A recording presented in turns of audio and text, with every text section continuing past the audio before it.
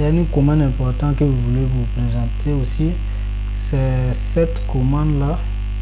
La commande UAMI. Ça permet d'afficher, de donner le nom du système d'exploitation. Si dans notre cas c'est Linux. Et on a la commande top qui permet d'afficher les processus en cours sur Linux. Ici, il affiche tous les processus en cours d'exécution, la quantité de CPU utilisée par chaque processus est très utile pour surveiller l'utilisation des ressources du système. Okay. On va quitter avec, et pour quitter ici, vous tapez sur Q sur votre clavier. Maintenant, on a une commande très intéressante qu'on va voir, qui est la commande History. History permet de faire quoi? Il va afficher la liste de tous les commandes qu'on a tapées sur notre terminal. On fait entrer, vous voyez, il y a la liste de tout ce qu'on a tapé. Bon, c'est pas beaucoup, hein. Voici, quand on a ouvert le terminal, voici tout ce qu'on a tapé, il a affiché ça.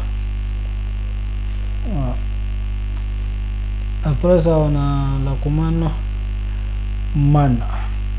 D'ailleurs, même, on devait commencer par cette commande-là. C'est une commande très importante. Man, c'est une commande sur Linux qui permet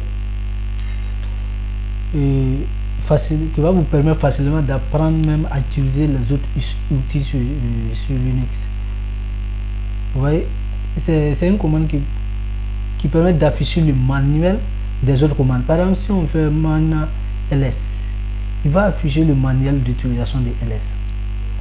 Vous voyez, la description du commande, les options, il est décrit -a, ça veut dire tous les fichiers, même les fichiers cachés. Vous voyez, -auteur, il y a plein de trucs. Vraiment, ça vous donne beaucoup d'informations sur la commande, que c'est tout, au fait, toutes les manières d'une commande.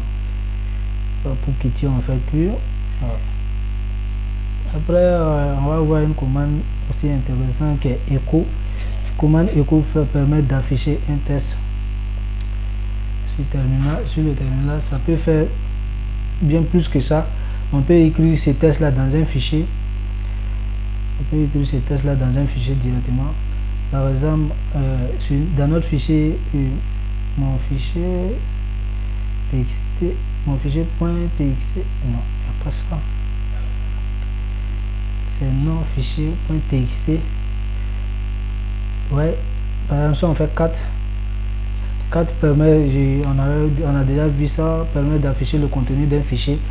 Vous voyez, c'est le contenu comme ça. On a utilisé echo pour écrire dans le fichier, dans ce fichier là. Ok, ensuite on va progresser. On a la commande zip qui permet de zipper un fichier. La commande, et pour le dézipper, c'est inzip, le nom du fichier. Par exemple, si on fait zip, par exemple, le fichier qu'on vient de modifier, ouais, des options, c'est quoi on veut zipper, c'est un fichier. On fait -file.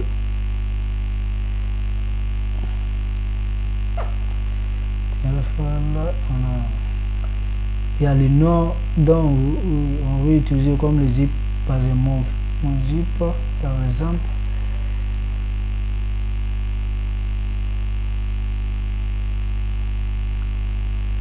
Oh ouais, attendez.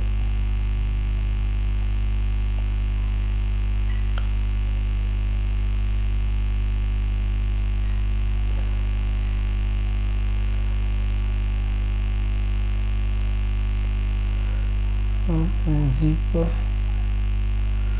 Bon, on va voir le manuel. C'est pour ça on a vu. Bon, on va voir un help. On va faire zip